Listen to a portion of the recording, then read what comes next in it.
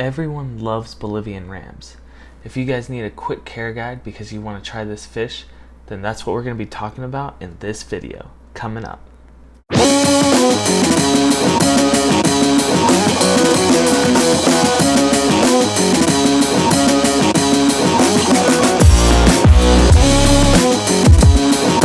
Welcome to my channel, Aquariums with Ty, and on this channel I do a lot of fish videos as well as product reviews, so if you're new here, consider subscribing.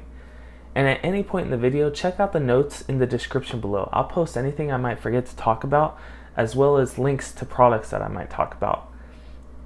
Okay, so let's get into Bolivian rams. Bolivian rams are a great dwarf cichlid for new fish keepers to start out with if you're looking to get into dwarf cichlids. They're a more hardy species than the German blue ram when it comes to water parameters. They like a 7.0 pH and slightly below that. They also like 76 degrees to 82 degrees when it comes to water temperature. The most important part though when it comes to keeping Bolivian rams is keeping water parameters stable. And I think that goes for pretty much every fish. So keep the nitrates down, and to do this you do a 25 to 50% water change once a week. I would say when it comes to tank size for these fish, I would put them in a 20-gallon minimum so they have a little bit of space to call home.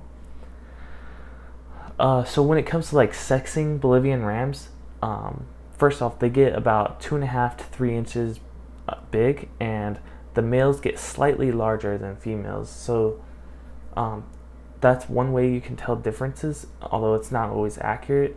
Also, it's not really accurate when it comes to coloration because females can be just as colorful as males, and also they can also have the fin streamers on the tail fin as well. So the best way, in my opinion, is to get a group of them, let them pair off, and then you'll be able to tell which ones are the males and females for sure. They do get a little bit more aggressive when it comes time to breeding. So they'll claim, a little part of your aquarium as their territory, whether it be like a pile of rocks or something, and they'll defend that against other fish. So because of that reason, smaller tanks like 10 gallons I don't think is a good idea for Bolivian rams. More tank mates that we can get into is like Grammies, Tetras, some live bearers are great. Tank mate, also Corridoras, but you're gonna need to make sure you have enough bottom surface area for Corridoras and Bolivian rams, because Bolivian rams are also a bottom dwelling fish, so just be aware of that. And of course be ready to make any changes if any tank mates don't end up working out. But I would say you can have anything that's relatively peaceful, and then it needs to have the similar water parameter requirements as a Bolivian ram. And I wouldn't put anything that is overly aggressive, because since Bolivian rams are more peaceful, they will let themselves get bullied by other fish. But they can also bully other fish if you're not careful. But they are generally a pretty peaceful cichlid.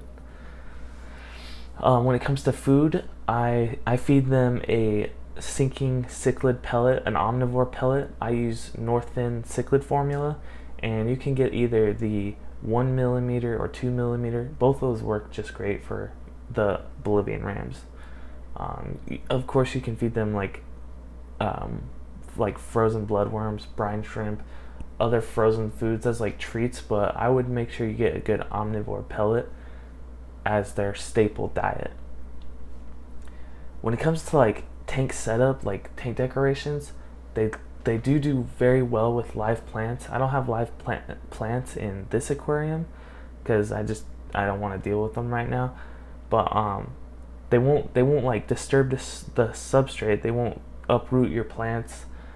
They do sift through sand, like pick up sand in their mouth and look for food particles, but they don't really pick up enough sand to rearrange your tank or mess up your plants.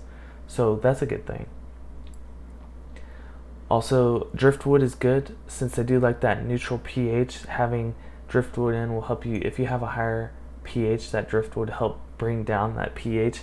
It won't do a ton, but it'll help a little bit.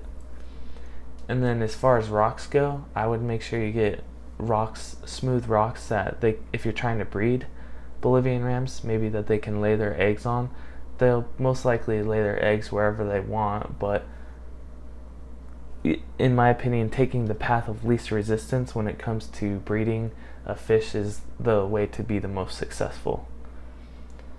And make sure you do use a sand substrate because they do like to sift through that sand. You can get away with rocks, but you're not going to see them picking up that sand in their mouth, which I think is one of the fun parts of having Bolivian rams.